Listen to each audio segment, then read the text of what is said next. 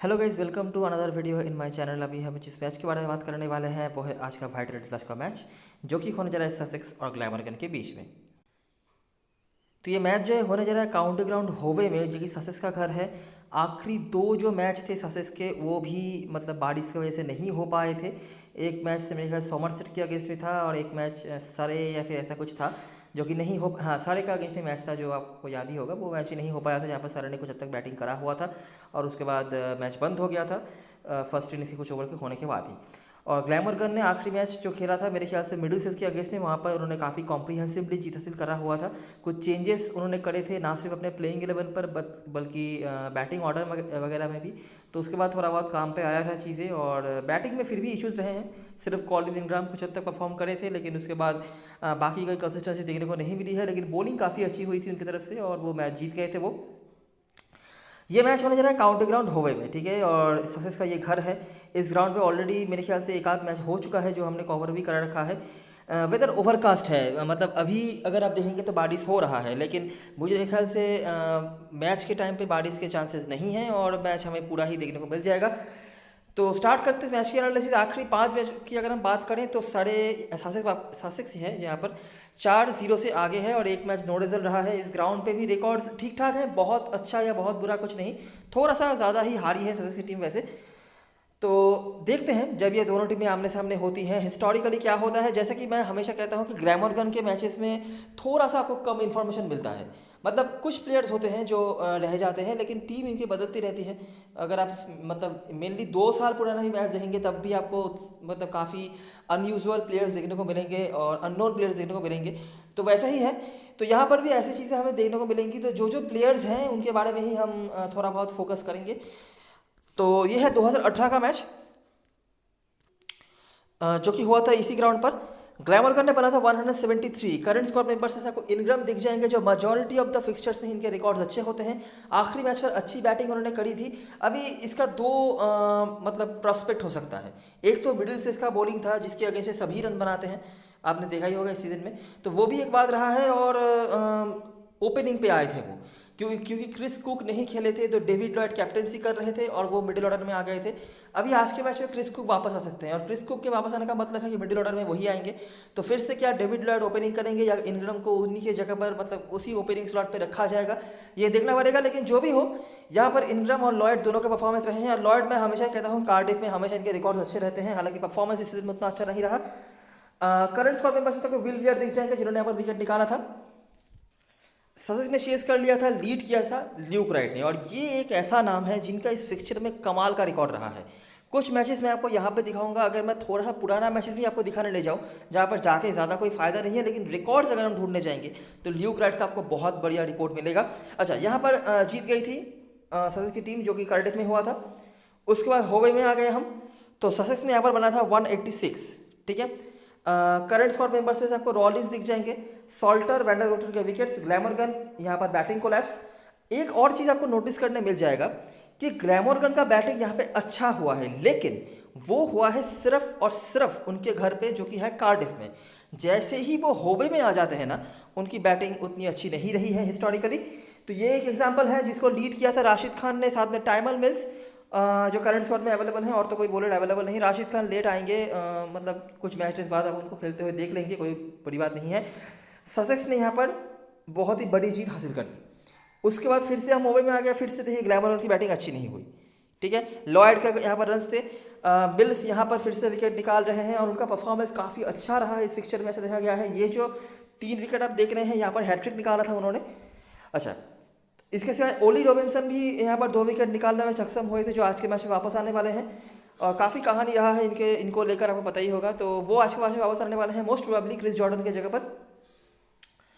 Sussex ने यहाँ पर फिर से इजीली चेस कर लिया, फिर से यहाँ पर सॉल्ट के साथ राइट आपको दिख जाएंगे। सॉल्ट का तो आपको पता ही होगा कि हमेशा ही वो होवे के राउंड पे अच्छा रिकॉर्ड होल्ड करते हैं और राइट भी यहाँ पर अच्छा कर रहे हैं।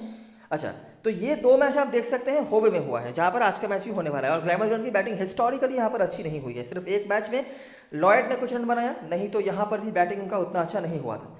और फिर से जैसे ही हम कार्डिफ में वापस आ गए, फिर से देखिए इनग्राम चल गए, साथ में सलमान। और यहाँ पर वीसी के विकेट हैं करंट स्क्वाड मेंबर्स में से। ससेक्स उतना अच्छा नहीं चेस कर गई, मतलब राइट का उतना अच्छा परफॉर्मेंस यहाँ पर नहीं था, लेकिन वीसी और सॉल्ट थे, सॉल्टर के यहाँ पर विकेट्स, जिनका भी कार्डिफ में लगभग अच्छा ही परफॉर्मेंस रहता है। ठीक है, बहुत ज़्यादा नहीं है हमारे पास, लेकिन कुछ नाम तो हमें यहाँ पर मिल रहे हैं, जैसे ल्यूक राइट हमने देखे हैं, 2 बड़ा इनिंग्स इनका है। अगर मैं ये है आखिरी 5 मैचेस, अगर मैं आखिरी 6 या 7 मैचेस तक आपको ले जाऊँ तो ल्यूक राइट के और भी बड़े इनिंग्स आपको देखने को मिलेंगे। ठीक है, उसके बाद इनग्राम का आपने रन देखा है, लेकिन वो रन सिर्फ कार्डिफ में आया है, होवे में नहीं है। होवे में कहीं मतलब ओवरऑल ग्लैमरगन की बैटिंग अच्छी नहीं हुई है, लेकिन कुछ रन तो उनके भी हैं।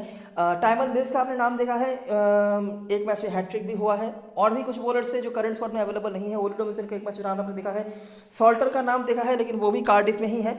तो यही कुछ चीज़ें हैं। सेलमैन का एक मैच में है जो भी कार्डिफ में, बस यही कुछ चीज़ें हैं जो हेड टू हेड बताने लायक था। हेड टू हेड में इससे ज़्यादा कुछ इन्फॉर्मेशन आप उम्मीद नहीं रख सकते, जो नाम था मैंने आपको बता दिया है। अभी आते हैं ग्राउंड के बारे में, और इस ग्राउंड पे हमें क्या क्या देखने को मिलता है।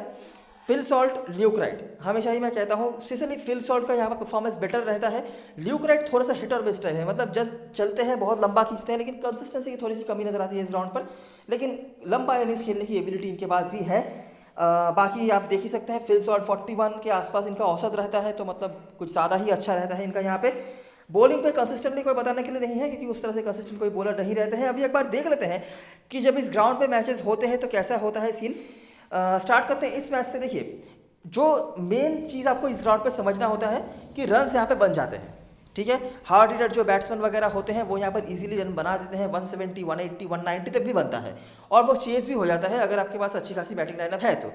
पेसर्स का ही अपर हैंड है, स्पिनर्स के लिए खास कुछ नहीं है। लेग स्पिनर्स वगैरह हो तो आप एक बार के लिए सोच भी सकते हो, बस इतना ही। अच्छा देखो, पहला मैच हैम्पशायर ने बनाया 176। करंट स्क्वाड मेंबर्स में से गार्टन आपको दिख जाएगा जिन्होंने यहाँ पर विकेट निकाला था। ससेक्स चेस कर गई, ठीक है, और वो भी एक गेंद रहते। Luke Wright, salt, Luke Wright जब भी चलते हैं देखिए कहाँ पर गए हैं, 82। साथ में डेविड विजी बैटिंग मिल गई तो उन्होंने भी अच्छा ही परफॉर्म करा।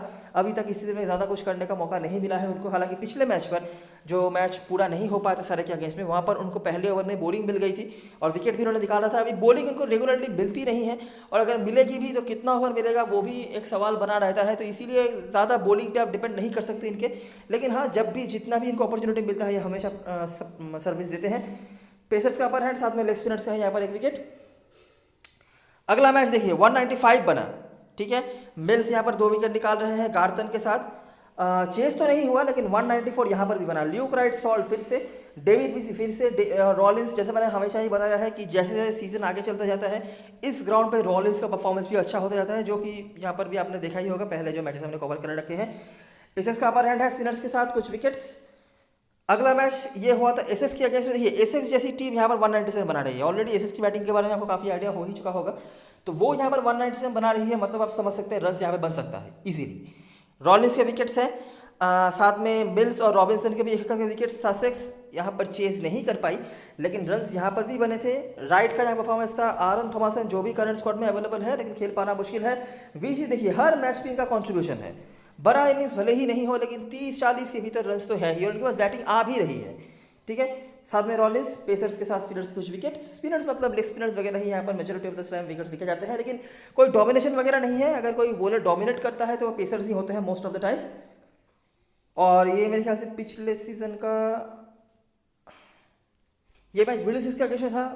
फर्स्ट बॉलिंग पे गार्टन और रॉलिंस। अब देखिए जैसे जैसे सीजन आगे चलता जा रहा है ना, देखिए ये जो पहला मैच था रॉलिंस का नाम यहाँ पर नहीं था। उसके बाद उनका बैटिंग से कुछ रन आया, फिर भी लोग इग्नोर करने लगे। उसके बाद धीरे धीरे देखिए 2 विकेट 37 रन, उसके बाद यहाँ पर 3 विकेट, और बैटिंग से भी शायद कुछ ना कुछ तो उन्होंने बनाई होगा, ठीक है। और अगर हम सीज़न के एंड में आ जाए तो यहाँ पर भी 1 विकेट था, मतलब ऐसा, ठीक है। मतलब उस जैसे सीज़न आगे चलता जाता है उनका कंट्रीब्यूशन होता जाता है। कंसिस्टेंटली शायद नहीं, लेकिन कहीं ना कहीं पे आता ही रहता है, ऐसा देखा गया है। तो जो भी हो 155 जो कि यहाँ पर चेज होना बनता था और चेज हो भी गया। सॉल्ट, राइट और यहाँ पर नीचे से बोपारा कार्टन के भी कॉन्ट्रीब्यूशन रहे हैं। पेसर्स के साथ स्पिनर्स के कुछ कुछ विकेट्स हमेशा ही रहते हैं यहाँ पे। और पिछले सीजन का जो आखिरी मैच था लैंकाशायर के अगेंस्ट 140 सिर्फ बनाया था। ये आखिरी मैच था सीजन का, तो तब तक पिच में काफ़ी मतलब चेंजेस हो गए थे। तो ये आप समझ सकते हैं कि जो पिच पहले 190 तक भी प्रोड्यूस करवा रही थी, वहाँ पे यहाँ पे आके 140 भी चेस करना डिफेंड हो रहा, मतलब मुश्किल हो रहा है। तो पिच में तो चेंजेस आने ही थे सीजन के एंड में आके। तो जो भी हो, गार्टन ने यहाँ पर भी पहले बॉलिंग पर 3 विकेट निकाला था रॉबिन्सन और मिल्स के साथ। रॉलिंस का यहाँ पर विकेट था। ससेक्स चेस तो नहीं कर पाई, लेकिन ल्यूक राइट यहाँ पर भी आपको दिख जाएंगे। और स्पिनर्स जो ऊपर आप कुछ कुछ विकेट्स निकालते हुए दिख रहे थे, यहाँ पर डोमिनेट करते हुए दिखे गए हैं और 7 विकेट इन्होंने निकाला था। ठीक है, ये है सीजन के एंड का मैच, तो यहाँ पे आके बनता भी है। लेकिन ओवरऑल हम पिछले सीजन के अगर हम मैचेस को देखेंगे, सीजन के शुरुआत के मैचेस को जो अभी है, तो हमें यही देखने को मिल रहा है कि रन्स यहाँ पे काफ़ी बनते हैं। ठीक है, पेसर्स का अपर हैंड है, स्पिनर्स कुछ कुछ विकेट लेके जाते हैं, खास कुछ नहीं। Luke Wright field shot consistent है, डेविड विसी की जब भी मौका मिलता है और वो हमेशा ही कंट्रीब्यूट करते रहते हैं। पेसर्स का ही अपर हैंड होता है, स्पिनर्स बीच बीच में एक आध विकेट निकालते रहते हैं। जैसे जैसे सीजन आगे चलता जाता है, ये नंबर जो है स्पिनर्स के विकेट निकालने के वो ज़्यादा होते जाते हैं। लेकिन अभी सीजन तो मिड सीजन में भी नहीं आया है, तो अभी के लिए हम इस चीज़ को इग्नोर कर सकते हैं। इस सीजन में जो एक मैच हुआ है, अगर हम उसको भी देख लें, तो हैम्पशायर ने बना था सिर्फ 154। सीजन के शुरुआत में जो रन काफ़ी कम है। आपको मिल्स दिख जाएंगे, लिनहम जिन्होंने यहाँ पर 3 विकेट निकाला था गार्टन के साथ। ससेक्स चेस कर गई, सॉल्ट, बोपारा और हेड ने यहाँ पर कंट्रीब्यूट करा था, पेसर्स का ही अपर हैंड था। ठीक है, तो यह है पूरी कहानी इस ग्राउंड के बारे में। रन्स यहाँ पे बन जाएंगे सीजन के शुरुआत में, आप ये उम्मीद रख सकते हैं। पेसर्स का अपर हैंड है, कुछ प्लेयर्स यहाँ पे काफ़ी कंसिस्टेंटली परफॉर्म करते हैं, जिनमें से फिल सॉल्ट है, ल्यूक राइट है। ल्यूक राइट थोड़े से इनकंसिस्टेंट हैं, लेकिन बड़ा इनिंग्स जो है जब वो खेलते हैं तो काफ़ी लंबा खेल देते हैं। और हेड टू हेड में भी मैंने आपको बताया कि इनके परफॉर्मेंसेज बहुत ही अच्छे रहते हैं, तो ऑफकोर्स मस्ट हैव तो है ही, और कैप्टन वाइस कैप्टन मटेरियल बन जाते हैं। डेविड विसी जब भी इनको मौके मिलते हैं, इन्होंने अच्छा करा हुआ है। कुछ प्लेयर्स हैं जिनके यहाँ पर कोई रिकॉर्ड्स नहीं है, जैसे कि ट्रेविस हेड हैं, और भी जो नए प्लेयर्स हैं, लिनहम वगैरह हैं, तो इनके कोई रिकॉर्ड्स ऑफकोर्स अवेलेबल नहीं हो सकते हैं। लेकिन इनको हमें देखना पड़ेगा कि सिचुएशन क्या डिमांड कर रहा है, उस हिसाब से हम ले सकते हैं। तो ये है सारी चीज़ें जो हेड टू हेड से हमारे पास देखने लायक था। ज़्यादा नहीं था, लेकिन जितना भी था मैंने आपको दिखाया। ग्राउंड से सारी चीज़ें जो बताने लायक था। अभी आते हैं प्लेइंग 11 की तरफ और देखते हैं क्या क्या चीज़ें हम यहाँ पे कर सकते हैं। ऐसा हो सकता है प्लेइंग 11 जहाँ पे एक चेंज तो पक्का होगा कि ओली रॉबिन्सन और क्रोकॉम्बे में से कोई एक आएंगे क्रिस जॉर्डन की जगह पर, तो इसमें कोई दिक्कत वाली बात नहीं है। ल्यूक राइट ही कैप्टनसी करेंगे, तो ओली रॉबिन्सन ही मुझे लगता है प्रायोरिटी उनको मिलनी चाहिए। इनका क्या रहा है ट्रैक रिकॉर्ड अगर मैं बताऊं, तो ये बहुत बड़े विकेट टेकर नहीं नजर आते हैं T20 सर्किट में। अगर ये लॉन्गर फॉर्मेट होता अलग बात है, लेकिन टाइट बॉलिंग कराते हैं, डेथ ओवर में बॉलिंग मिल सकती है और वहाँ पर विकेट निकल सकते हैं। अगर ये वहाँ पर भी टाइट बॉलिंग कराए तो बस इनसे बहुत ज़्यादा विकेट्स की उम्मीद मत रखना। लेकिन इकोनॉमिकल है, बैटिंग भी कर लेते हैं, यही प्रायोरिटी है। मतलब क्रिस जॉर्डन का लाइक टू लाइक रिप्लेसमेंट हो जाएंगे ओली रॉबिन्सन। बस ओली रॉबिन्सन अच्छे फॉर्म पर है, मोमेंटम अच्छा है इनका। थोड़ा सा ब्रेक लेना पड़ा था, वो क्रिकेटिंग रीजन की वजह से नहीं, वो आपको पता ही होगा। अगर नहीं पता है तो आप गूगल कर सकते हैं। लेकिन जो भी हो, मोमेंटम इनके पास अच्छा है, यही है। और ये बैटिंग थोड़ी सी कर लेते हैं, तो इसीलिए मुझे लगता है कि प्रायोरिटी मिल जाएगी। लेकिन बहुत ज़्यादा कुछ एक्सपेक्टेशन इसे ना ही रखें तो बेहतर। तो जो प्लेयर्स हमारे टीम में ज़रूर से होंगे, ल्यूक राइट फील्ड शॉट, गलती से भी मैं इनको छोड़ने वाला नहीं हूँ। 0 दे माइनस दे, कोई दिक्कत वाली बात नहीं है। और मार्नस लैबुशेन जो अभी के लिए परसेंटेज कैप्टन है, लॉजिकल भी है, अच्छा कर रहे हैं, मतलब कोई दिक्कत वाली बात नहीं है। और यहाँ पर लेग स्पिन बॉलिंग का ऑप्शन भी प्रोवाइड करेंगे, जो भी काफ़ी इफेक्टिव हो सकते हैं। तो लॉजिकल कैप्टन चॉइस है। लेकिन अगर आपको कहीं पे कुछ एक्सपेरिमेंट करना है, तो मेरे लिए इन दोनों की जोड़ी बहुत ही अच्छी चॉइस बन सकती है।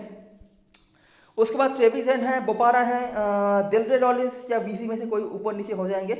वीसी को कभी कभार बॉलिंग भी मिल जाती है और उनके लिए कोई नेगेटिव रिपोर्ट नहीं है। अभी तक कोई खास ऐसा नहीं है कि मतलब मौका मिला लेकिन यूज़ नहीं कर पाए। मौके से इसे नहीं मिलते हैं इनको, जिस दिन मौका मिलेगा उस दिन आप देख ही सकेंगे। और बॉलिंग भी कभी कभार मिल जाती है, लेकिन वो भी ज़्यादा श्योर हम नहीं हो सकते कि इनको बॉलिंग मिलेगी ही या नहीं, तो वही दिक्कत वाली बात है। गार्टन आप इनको छोड़ नहीं सकते, ठीक है। ये प्रॉपर मतलब लिमिटेड ओवर प्लेयर हैं इस तरह के फॉर्मेट में। और बॉलिंग पे भी इनके स्पेशली बॉलिंग फर्स्ट में तो बहुत ही बढ़िया चॉइस बन जाते हैं ये कैप्टनसी फास्ट कैप्टनसी के लिए भी। स्पेशली एक ऐसे फिक्सचर में जहाँ पर आपने देखा है कि ग्लैमरगन का जो बैटिंग से रिकॉर्ड्स है वो उतना अच्छा नहीं रहता है जब भी वो कार्डिफ के बाहर खेले हैं। उसके बाद टाइमन मिल्स एक और बॉलर जिनके हेड टू हेड में रिकॉर्ड्स अच्छे हैं, तो हमारी टीम में ऑटोमेटिकली आ जाएंगे। लिनहम और विल बियर में से अगर आप चाहो किसी को ले सकते हो, लेकिन मुझे खास एक्सपेक्टेशन किसी से नहीं है। विल बियर के रिकॉर्ड्स इस ग्राउंड पे उतने अच्छे नहीं नजर आते हैं सरप्राइजिंगली। लिनहम हालांकि आखिरी मैच और एकमात्र मैच जो इस ग्राउंड पर खेल के गए हैं, उन्होंने 3 विकेट निकाला हुआ है। ऑफकोर्स आप ये कह सकते हैं अगर आपने लाइव देखा होगा मैच कि 3 में से 2 जो मतलब उनके विकेट्स थे वो पक्का छक्का होने वाले थे। लेकिन जो भी हो, स्टैट्स बात करेंगे और स्टैट्स यही बात कर रहे हैं कि आखिरी बार जो मैच लिनहम यहाँ पे खेल गए हैं उन्होंने 3 विकेट निकाला हुआ है। अभी उनको कितना ओवर मिलेगा ये भी मुझे पता नहीं है, और फिर से वो वही चीज़ रिपीट कर पाएंगे या नहीं वो भी हम बता नहीं सकते। लेकिन रिकॉर्ड्स ये हैं, ठीक है। अगर आप चाहें तो ले सकते हैं, इग्नोर भी करेंगे, मुझे नहीं लगता कोई दिक्कत होना चाहिए। तो स्मॉल लीग के लिए हमारे टीम में आपको ल्यूक्राइट दिख जाएंगे, सॉल्ट दिख जाएंगे, वीसी भी मोस्ट प्रोबेबली दिख जाएंगे, स्पेशली बैटिंग फर्स्ट में गार्टन दिख जाएंगे, बिल्स दिख जाएंगे। तो यहाँ से 5 प्लेयर हमारे लिए हो गए। छठा प्लेयर अगर बैटिंग फर्स्ट होती है तो शायद ट्रेविस हेड के साथ हम चला जाए, नहीं तो लेन हम इन दोनों में से किसी एक को ले लेंगे। बेंच पे आरन थॉमसन का भी ऑप्शन है, बहुत स्लाइड चांस है कि इनको भी टीम खिला ले, लेकिन इनको टीम बॉलिंग नहीं देती है, तो अगर ये खेलते हैं तो बैट्समैन के तौर पे ही खेलेंगे। और अगर ये खेलते हैं, जिसके चांसेस बहुत कम हैं, तो डेविड विजी का ओवर बढ़ जाएगा, ये आपको करके चलना पड़ेगा। ठीक है, अगर खेलते हैं 1% चांस है, अगर खेलते हैं तो डेविड विजी की बॉलिंग बढ़ जाएगी, ये पकड़ के चलना। और आरन थॉमसन बैटिंग में ऊपर आ सकते हैं। ठीक है, और काफ़ी अच्छे हिटर ऑफ द बॉल हैं, बॉलिंग भी करवा सकते हैं, लेकिन सक्सेस की टीम में आने के बाद तो मतलब इनको बॉलिंग नहीं दी जाती है। ग्लैमर की तरफ से बात करें तो क्रिस कुक की वापसी हो सकती है, निहायत ही अगर कोई बहुत बड़ा कोई इशू नहीं है तो, क्योंकि स्क्वाड में तो इनको रखा गया है। और ये अगर ये आ गए तो कैप्टनसी भी यही करेंगे, और फिर जाके बैटिंग ऑर्डर में फिर से शफल हो सकता है। मतलब डेविड लॉयड आ सकते हैं ओपनिंग पे, इंग्रम आ सकते हैं नीचे, ऐसा हो सकता है। या फिर ऐसा भी कर सकती है टीम की बैटिंग ऑर्डर में कोई चेंज नहीं करे, बस क्रिस कुक वापस आ जाएंगे कुलिन के जगह पर, और मिडिल ऑर्डर में वो संभालेंगे। तो इंग्लैंड के देखिए रिकॉर्ड्स हैं, लेकिन इस ग्राउंड पे नहीं है। ठीक है, निक सेलमन मुझे लगता है ये कंडीशन उनके फेवरेबल कंडीशन हो सकता है उनकी बैटिंग की तरफ से, लेकिन ये भी याद रखना पड़ेगा कि उनके सामने बॉलिंग कौन आएंगे। जॉर्ज गार्टन जो काफ़ी टाइट बॉलिंग कराते हैं, और इस ग्राउंड पे तो उनके परफॉर्मेंसेस और भी अच्छे हो जाते हैं। ठीक है, तो इसीलिए मुझे लगता है इशू बन सकता है। साथ में टाइमर बिल्स भी, जिनके हेड टू हेड रिकॉर्ड अच्छे हैं, तो अगर हम दोनों ही बॉलर को लेते हैं तो मुझे नहीं लगता कि दोनों ओपनरों को लेने में कोई मतलब समझदारी होगी। अगर हम नीचे बैटिंग को देखने आएंगे तो वहाँ पर भी मुझे बहुत ज़्यादा कुशन तो देखने को नहीं मिल रहा है। लैबुशेन है तो ये तो है ही, इनको तो रखना ही पड़ेगा। यूनिवर्सल कैप्टन जॉर्ज कैप्टन के हासिल के ऑप्शन है, और इनकी बॉलिंग भी काम पे आ जाएंगी, तो दिक्कत वाली बात नहीं है। डेविड लॉयड ने पिछले मैच में थोड़ी सी बॉलिंग कराई थी, और आखिरी जो मैच वो इस ग्राउंड पे खेल के हैं उनका 50 का स्कोर भी है, लेकिन यूजुअल पोजीशन पे बैटिंग करने नहीं आ रहे हैं, और अभी तक बैटिंग से खास कुछ उन्होंने करा नहीं है। इनके फॉर्म को लेकर नेगेटिव रिपोर्ट नहीं है, ये एक अच्छे फॉर्म पर रहे हैं। थोड़ा सा शॉर्ट सिलेक्शन अगर सही से करें तो मुझे लगता है इनका बड़ा इनिंग्स बहुत दूर नहीं होगा। लेकिन अभी क्या है कि कुछ बता नहीं सकते कि ये बॉलिंग कराएंगे भी या नहीं, और कराएंगे तो कितना ओवर कराएंगे। तो मुझे लगता है अगर आप मिडिल ऑर्डर में देखना चाहते हैं लैबुशेन के अलावा, तो डेविड लॉयड को आप ट्राई कर सकते हैं। और अगर आप डेविड लॉयड को भी नहीं चाहते तो कार्लसन आपके लिए बहुत इंपॉर्टेंट रोल प्ले कर सकते हैं। अभी तक थोड़ा जितना उनको मौका मिला है उन्होंने काफ़ी अच्छी बैटिंग करी है, ये भी अच्छे फॉर्म पर रहे हैं। ठीक है, उसके नीचे आ सकते हैं Chris Cook, ever reliable, ever dependent है, लेकिन ये सिर्फ बैटिंग से ही आपको पॉइंट देंगे। कीपिंग भी थोड़ी बात कर लेते हैं, डिपेंडेंट है, मतलब 25-30 रन आप इनसे कॉन्सिस्टेंटली उम्मीद रख सकते हैं। लेकिन मेरा ऑब्जर्वेशन यही है कि ये जितना अच्छा कार्डिफ के मैदान में करते हैं उतना अच्छा उसके बाहर उनका परफॉर्मेंस नहीं रहता है। और ऑफकोर्स इस फिक्चर में भी इनके कोई नाम नहीं है, याद रखना ये काफ़ी पुराने प्लेयर हैं, बहुत दिनों से खेल रहे हैं। कुछ फिक्चरों में आपने बहुत पुराने मैचेस में भी इनका नाम देखा होगा, लेकिन यहाँ पर नाम नहीं है। नीचे आएंगे तो कैलम टेलर पिछले मैच में खेले थे, ये बॉलिंग भी करवा लेते हैं, लेकिन इनको ना ही सही से बैटिंग दी गई ना ही बॉलिंग दी गई ढंग से, तो मुझे नहीं लगता कि सही से इस्तेमाल कर रही है टीम इनको। अगर नहीं करना चाहती है तो वीगल को खिला सकती है टीम, ये थोड़ी सी बैटिंग कर लेते हैं। और मेरे ख्याल से केंट वाला मैच था जहाँ पर वीगल ने अच्छी खासी बैटिंग भी कर रखी थी, एक विकेट निकालने के अलावा भी, लेकिन उसके बाद उनको ड्रॉप कर दिया गया मिडिलसेक्स वाले मैच पर, जिसका रीज़न मुझे पता नहीं। अगर कोई रीज़न नहीं है तो वीगल मुझे लगता है वापस आने चाहिए कैलम टेलर की जगह पर, ये थोड़ी सी बैटिंग भी कर लेते हैं। और याद रखना इस फिक्चर में हमें ऐसे प्लेयर्स की दरकार पड़ेगी जो middle order, lower middle order में बैटिंग के साथ साथ थोड़ी सी बॉलिंग कुशन भी हमें दे देंगे, क्योंकि हमें ग्लैमरगन के बैटिंग को ज़्यादा सपोर्ट नहीं करनी है अगर हम लॉजिकल टीम बनाते हैं तो। उसके बाद डाउथवेट है, डिपेंडेंट प्लेयर है, बॉलिंग भी डेथ ओवर में कराई देंगे, स्पेशली बॉलिंग फर्स्ट में आप इनको इग्नोर नहीं कर सकते। और याद रखना आज के मैच में रुआधर स्मिथ नहीं खेलेंगे तो डाउथवेट का ही बनेगा लास्ट ओवर में बॉलिंग करने का वैंडर गुप्टन। उसके बाद एक और डिपेंडेंट प्लेयर, ये भी मतलब आप उम्मीद रख सकते हैं बॉलिंग फर्स्ट में, स्पेशली 17th-18th ओवर तक तो बॉलिंग इनकी हो ही जाएगी। उसके बाद सिसोडिया और सॉल्टर के ऑप्शंस भी हैं, लेकिन पिच पे स्पिन का कुछ नहीं है। सॉल्टर का हालांकि आप कुछ प्रेडिक्शन नहीं कर सकते, जिस दिन लेंगे बंचेस में रहेंगे ये सब पता ही है आपको, लेकिन मैनेज कर पाना थोड़ा मुश्किल होगा। बैटिंग थोड़ी सी कर लेते हैं, लेकिन तो हमारे लिए स्मॉल लीग में जो प्लेयर्स होंगे, लैबुशेन, लॉयड और कार्लसन में से कोई एक मैं आपको सजेस्ट करूंगा कि लेके चलो। अगर वीगल खेलते हैं तो वीगल को भी कंसीडर कर सकते हो, नहीं तो डाउथवेट तो आपकी टीम में है ही। तो ये हो गए 3 प्लेयर्स, वैंडर गुप्टन चौथा, और जैसे मैंने बताया कि कार्लसन लॉयड में से कोई एक अगर आपके हो गए, और अगर वीगल खेलते हैं तो वो आपके लिए 5वां प्लेयर हो सकते हैं, या फिर आप सॉल्टर के साथ भी जा सकते हो, क्योंकि थोड़ी सी बैटिंग भी कर लेते हैं। और इनका बॉलिंग पे खास कुछ प्रेडिक्ट कर पाना थोड़ा मुश्किल है, क्या पता जिस दिन आप ड्रॉप करो उसी दिन ये बच्चे से विकेट लेकर जाए, क्योंकि इनका मतलब नेचर ही ऐसा है। कैप्टन हसन चॉइस की बात करें तो सजेस्ट के होकर सॉल्ट और गार्थन में होंगे, उसके बाद राइट और बोपारा को शायद कैप्टन भास्करन कोई नहीं बनाए, लेकिन टीम में सब लगने की कोई कोशिश करेंगे, बॉलिंग भी थोड़ी बहुत करा ही लेते हैं और कंसिस्टेंटली ये बॉलिंग कराता है। वीसी का कोई गारंटी नहीं है, लेकिन बोपारा का 2 ओवर हमेशा ही बना रहता है कि ये बॉलिंग कराएंगे। रिस्क लेना है तो वीसी और हेड में से आप जा सकते हो। ग्लैमर की तरफ से लाबुशेन यूनिवर्सल कैप्टन होने वाले हैं और मैं अभी बहुत अगेंस्ट नहीं हूँ, इनकी कैलिबर ही अलग है। जिस तरह का मतलब टैलेंट ये ब्रिंग कर रहे हैं, शायद ही कोई प्लेयर होगा ये पूरे भारतीय क्लास में जो इतना टैलेंटेड होगा। बैटिंग बॉलिंग फील्डिंग हर तरफ से ही बहुत अच्छा कंट्रीब्यूट कर रहे हैं। उसके बाद इनग्राम। रिस्क लेना है तो लॉयड और वेंडर गुप्टा में से, इनमें से शायद लॉयड को लोग टीम में भी नहीं लेंगे, लेकिन और कोई ऑप्शन भी नहीं है हमारे पास जिनके बारे में कुछ कह सके हम। कार्लसन इसके बाद एक ऑप्शन आते हैं और सिसोदिया सॉल्टर में से कोई एक, इवन डाउथवेट भी एक अच्छे ऑप्शन बन जाते हैं, लेकिन कैप्टनसी वाइस कैप्टनसी के लिए नहीं, टीम में रख लो, वही बात होगी। तो यही सारी चीज़ें, सारी एनालिसिस अभी एक बार देख लेते हैं ड्रीम 11 की टीम। तो इनिशियली मैंने ऐसा एक स्ट्रक्चर बनाया है, कार्लसन को मैंने सिर्फ क्रेडिट मैनेज करवाने के लिए रखा है। आप देख सकते हैं मेरे पास कोई क्रेडिट नहीं है। यहाँ पर मैंने रॉबिन्सन को रखा है, अगर बॉलिंग फर्स्ट होती है तो इनका ये डेथ ओवर में बॉलिंग करने भी आ सकते हैं। मिल्स तो है ही, साथ में रॉबिन्सन भी आ सकता है। गार्थन का ओवर 17-18 ओवर तक मतलब खत्म करवा दिया जाता है, इसीलिए डेथ ओवर में ये बॉलिंग नहीं करवाएंगे। ऑफकोर्स टीम में तो होंगे ही, लेकिन डेथ ओवर के लिए नहीं। लेकिन रॉबिन्सन और मिल्स में से कोई एक डेथ ओवर के लिए काम पे आ सकते हैं, इसीलिए मैंने रखा है। बोपारा का कोई चांस ही नहीं बन रहा है क्रेडिट बचाने का, क्रेडिट मतलब बचा के लेने का तो नहीं है। आप क्या कर सकते हैं, अगर आप यहाँ पे लेनहम को लेते हैं तो आपका क्रेडिट बच जाएगा। इवन प्रोकॉम्बिक भी अगर खेलते हैं वो भी चांस कम है, लेकिन अगर खेलते हैं तो वो भी आपके लिए क्रेडिट बचा के दे सकते हैं। और अगर आप यहाँ पे 0.5 क्रेडिट बचा लेते हैं तो इससे आप क्या कर सकते हैं, कार्लसन के जगह पर सेफ प्लेयर जैसे कि इनग्राम या सेलमान में से किसी को ले सकते हैं। इनग्राम का रिकॉर्ड इस ग्राउंड पर अच्छा नहीं है, ठीक है। और अगर हम मिडिल सेस के बॉलिंग को इग्नोर करें तो उसके पहले तक भी उनका कोई फॉर्म का अता पता नहीं था। सेलमन लेकिन इनफॉर्म प्लेयर है, ठीक है। हो सकता है कि वो आज के मैच में रन नहीं बनाए, लेकिन कंडीशन इनका सपोर्ट पे आ सकता है। लेकिन मैं तो सजेस्ट यही करूंगा दोनों को ही मत रखो, क्योंकि सामने गार्थन है, टाइमल विल्स है, जिनके भी इस फिक्चर में बहुत अच्छे रिकॉर्ड रहे हैं, कंसिस्टेंटली विकेट निकालते हैं, ठीक है। तो इसीलिए मैंने ऐसा बनाया था, भले ही क्रेडिट बचाने के लिए ही सही, लेकिन कार्लसन का लॉजिक है कि मिडिल ऑर्डर में आएंगे, इनफॉर्म बैट्समैन है, जितना मौका मिल रहा है कुछ ना कुछ कंट्रीब्यूट कर रहे हैं। क्रेडिट बचा पाते हो आप तो आपके पास हेड का भी ऑप्शन होगा, लेकिन वही बात है क्रेडिट नहीं बचा पा रहा था मैं, तो लॉयड को आप ड्रॉप कर सकते हो। लॉयड को कोई ले नहीं रहा है, ये थोड़ी सी बॉलिंग कुशन दे सकते हैं, आखिरी मैच में रन बना के आए हैं इस ग्राउंड पर और ये फॉर्म पर है, वन ऑफ द प्लेयर्स है जो काउंटी से अच्छा करके आ रहे हैं। रन नहीं बना पा रहे हैं अभी, वो अलग बात है, लेकिन ये फॉर्म पर रहे हैं, ठीक है। तो हेड को आप रख सकते हो और बाकी यहाँ पे इनग्राम या सेलमन में से किसी एक को रख के भी आप चल सकते हो, अगर आप लेनहम के साथ क्रेडिट बचा लेते हो तो, ठीक है। एक और ऑप्शन होगा, अगर यहाँ पे ग्लैमरगन पहले बैटिंग करती है, अगर ये ससेक्स पहले बैटिंग करता है तो अच्छा ऑप्शन बन सकता है, क्योंकि तब हमारे पास वीसी भी है, हेड भी है, तो बैटिंग लगभग कवर्ड है। अगर ग्लैमरगन पहले बैटिंग करती है तो आप यहाँ पे वीसी के जगह पर अगर वीगल खेलते हैं तो वीगल को ले सकते हो, ये काफ़ी अच्छी बैटिंग कर लेते हैं, उन्होंने आखिरी मैच पर दिखाया भी हुआ था। ज़्यादा मैं नहीं कह रहा, 1 विकेट 25 रन 30 रन वही आपके लिए बहुत होगा, या फिर सॉल्टर के साथ भी जा सकते हो, ठीक है।